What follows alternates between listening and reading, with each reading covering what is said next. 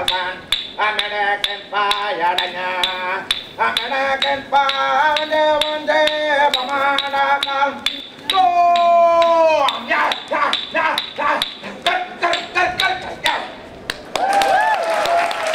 I'm Jo Goodwin. I am an Aboriginal woman. I come from the Wonnarua Kamilaroi areas in the Hunter Valley of New South Wales. My father was an Aboriginal man, and Goodwin Bridgecraft is our family names.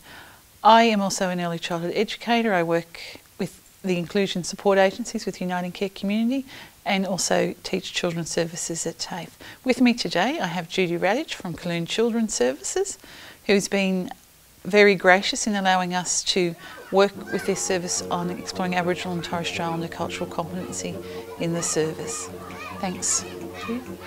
Thanks, Jo. I hope today that I guess we'll talk about cultural competence and that we'll find a way so people move from being fearful about what they're doing or what they're not doing into a place perhaps where they're comfortable to move on.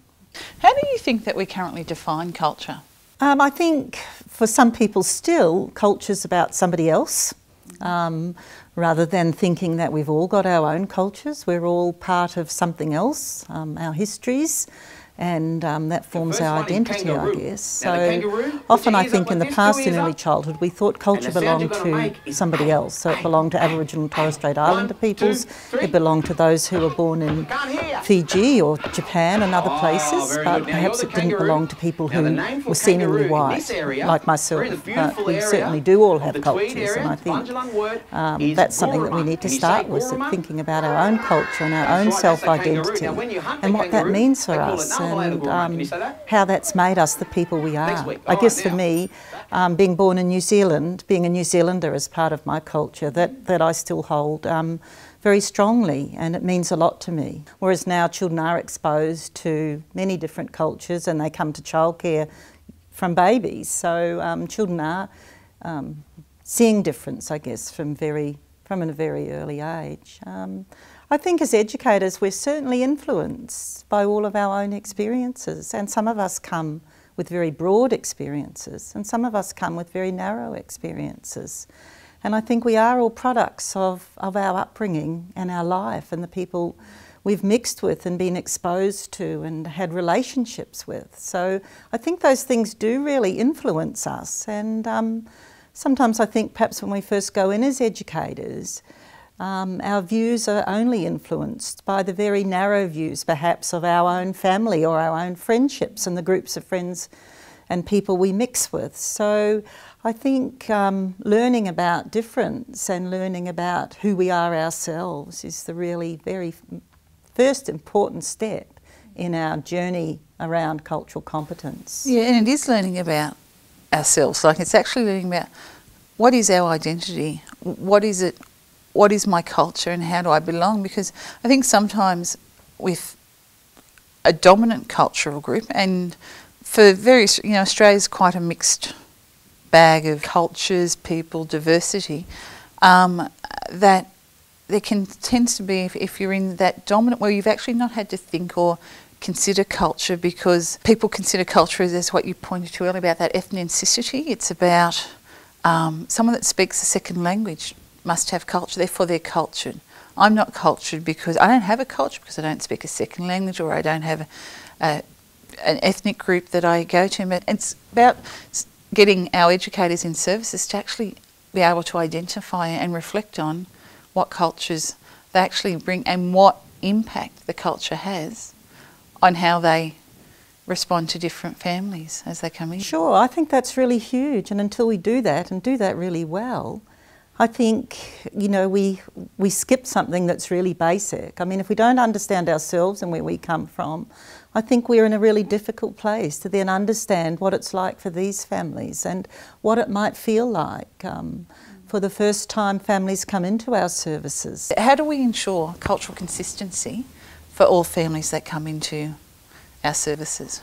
Well, I think our philosophy is our broad statement that guides what we do, and it's about our values and beliefs. But I think it can't be so narrow that we don't listen to families about what it is that they want for their families and their children for themselves. So I think it's really important that we try and establish that relationships with families really early and get to know them and what their values and beliefs are, and work with them rather than against them. So, I mean, I think there are some things that you have to say, well, you know, we don't smack children here, and that smacking's not okay. But there are other things that we have to say, yes, you know, we need to listen to them about how their baby's put to sleep. And if their baby is rocked in their arms, we have to find ways amongst our staffing team to be able to do that. Otherwise, we're really dismissing what for them is a really strong, culturally held practice, and we mustn't do that. And I think we also, by doing that, we're actually, whether or not we're aware of it, we're passing judgment on, we're coming from a position of dominance and actually sort of saying to a parent, actually, you don't know your child the best, because at this service, this is how we do things. And that's a very easy thing to do, and it's something that I think as educators we need to start becoming more aware of, that when parents are coming in, that our immediate response can sometimes be to judge and try and move them across to our way or our culture, as opposed to having an exchange with them. I'd agree, and I think we have to be really mindful of those different things, and I guess for me that's also why we have to spend time with families when they first enrol. I'm just thinking about feeding and eating. I mean, in some culture that's my culture, I guess independence is valued. And I just think of my little granddaughter who's not quite 2. There's no way she wants anyone to feed her. But I know in other cultures, children in 3 and 4 are still being fed by an adult, and we have to respect that. That's what they value, that's what they believe. But we have to find that out, and we can't find that out if we don't have in-depth conversations with families before they start. And yeah, I suppose that's true about the family and the family engagement. I think sometimes that there's more than one way to get families involved. I think particularly in the enrolment process as well, sometimes that can be a very overwhelming experience for families that have English as a second language, or it's their first time or lower literacy levels, and that process. I've often, in my work in the Inclusion Support Agency, will realise that parents haven't understood many parts of the enrolment process because they've actually smiled, and the service will say, but they smiled and they nodded. And I said, culturally they were smiling and nodding because that's part of who they are. Well, something's happened here. There's been a cross-cultural miscommunication that's happened here. But I guess comes back to still that relationships and ongoing relationships. You don't just enrol them and then never talk to them again. Yeah. It's checking in, isn't it, and saying, how are things for you now? You know, anything else you need to know? Or finding others that can help you with their language barriers, or not just shoving a form under their nose and say, fill this out, when you don't know whether what level of literacy they have. And so it's just being open, I think, and not being dogmatic, or not saying, well, this is the way we do it here and that's the way it must be done. Yeah. So it's being thoughtful and it's respect. And I suppose it's about that time thing as well. Time is a constant when we're delivering early childhood services. And yet, culturally speaking, a lot of families have no time.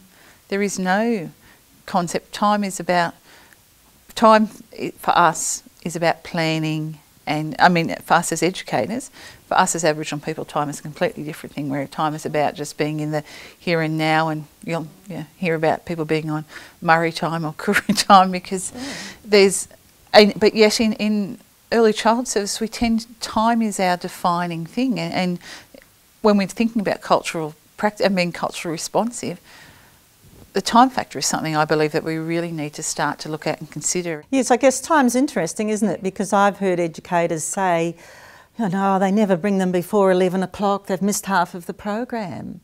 And it's said in a judgmental kind of a way, instead of saying, Well, that's perhaps all the family needs. And what is it about their program that we think was so important that happened between 9 and 11 that can't be replicated for that child who, you know, has the morning at home with their family before they need to come to childcare or preschool?